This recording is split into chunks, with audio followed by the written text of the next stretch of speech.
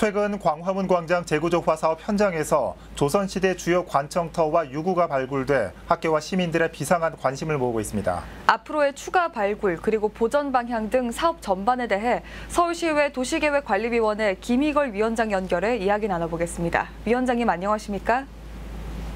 네, 안녕하십니까? 반갑습니다. 네, 서울시의회 도시계획관리위원회 위원장 김희걸입니다. 네, 자 위원장님 현장 다녀오셨죠? 이 둘러보신 소감 먼저 들어볼까요?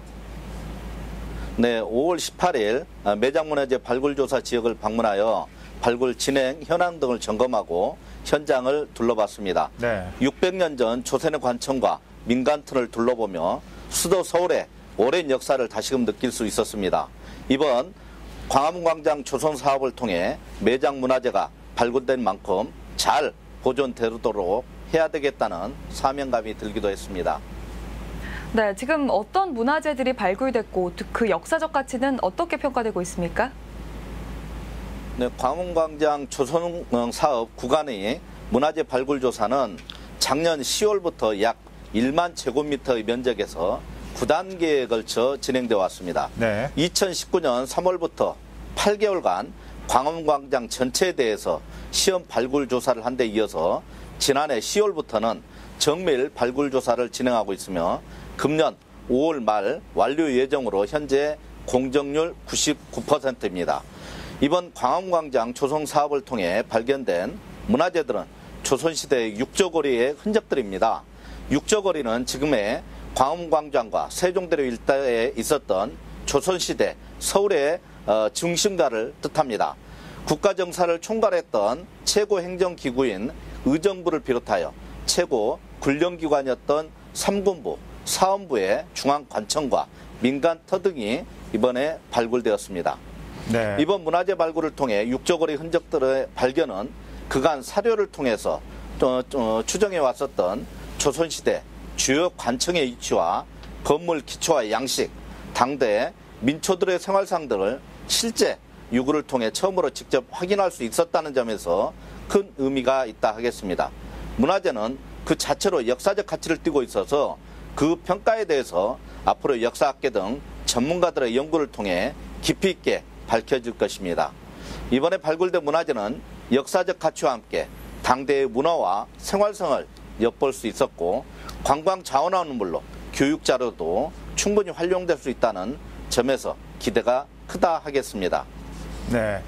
자, 이 재구조화 사업 시작만 하더라도 반발이 많았습니다. 그런데 막상 사업이 시작되니까 이렇게 많은 문화재들이 빛을 보게 됐는데 이 재구조화 사업의 필요성이나 정당성이 확보됐다 이렇게 보면 되는 걸까요? 그렇지요. 역사적으로 광화문광장 조성 사업을 추진하지 않았더라면은 600년 전 조선의 모습은 일부라도 우리가 어찌 볼 수 있겠습니까? 문화재는 당대의 정치와 경제, 문화와 생활상 등을 볼 수 있는 대체 불가능한 자원이라 할 것입니다. 광화문광장 조성 사업 배경 중 하나가 광장의 역사성 회복이라는 점에서 이번에 발굴된 문화재는 광장 조성 방향의 정당성을 확보하는 데 많은 기여를 할 것으로 생각합니다. 강화된 역사성을 담은 새로운 광장 조성으로 시민들에게 사랑받는 공간이 되었으면 하는 바람입니다. 네, 그런데 이쯤에서 궁금한 게 있는데요. 광화문 주변에는 땅을 파기만 하면 문화재가 나온다고 할 정도입니다. 서울시청 공사 때도 군기시터가 발굴돼 보존돼 있는데 그럼 그동안의 문화재 보존이나 발굴 노력이 부족했다고 볼 수도 있지 않을까요? 광화문 광장 앞에는 누가 말하지 않아도 문화재가 매장돼 있을 것이라고 우리 국민 모두는 알고 있습니다. 해방 후 6.25 전쟁 이후에 산업화 시기 건축물이 들어서기 전에 매장 문화재를 발굴하였으면 더할 나위 없이 좋았겠지만은 과거 우리 역사에 비추어 볼 때 그런 여건과 상황이 되지 못했습니다. 그리고 매장 문화재 발굴과 관련된 법률인 매장 문화재 보호 및 조사에 관한 법률이 2011년 2월 5일부터 시행되었습니다. 이 법에 따르면은 토목공사, 건설공사 등 부득이하게 문화재를 발굴할 필요가 있는 경우 예외적인 경우에 문화재청장의 허가를 받아 발굴하도록 하고 있습니다. 그래서 이 법이 시행되기 이전에 이루어진 사업에 대해서는 문화재 발굴이 매우 어려웠을 것이라고 생각을 합니다. 그렇군요. 자, 이제라도 어떻게 보존할 거냐가 중요할 것 같습니다. 앞으로 광화문이 어떻게 보존돼야 하고 또 이를 위한 서울시 의회의 역할은 무엇인지 마지막으로 말씀해 주시죠. 문화재는 원형 그대로 최대한 보존하는 것이 원칙이겠죠. 그런데 어떤 형태로 어떻게 보존되어야 하는가는 법과 문화재위원회의 심의 결과에 따라 하면 될 것입니다.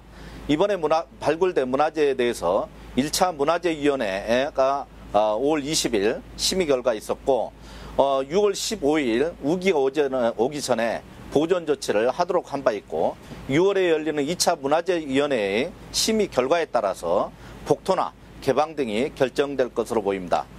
집행부에서는 발굴된 문화재 유구를 5월 21일부터 30일까지 열흘간 시민들에게 공개하고 영상 제작으로 기록해서 5월 말 공개할 예정인 것으로 알고 있습니다.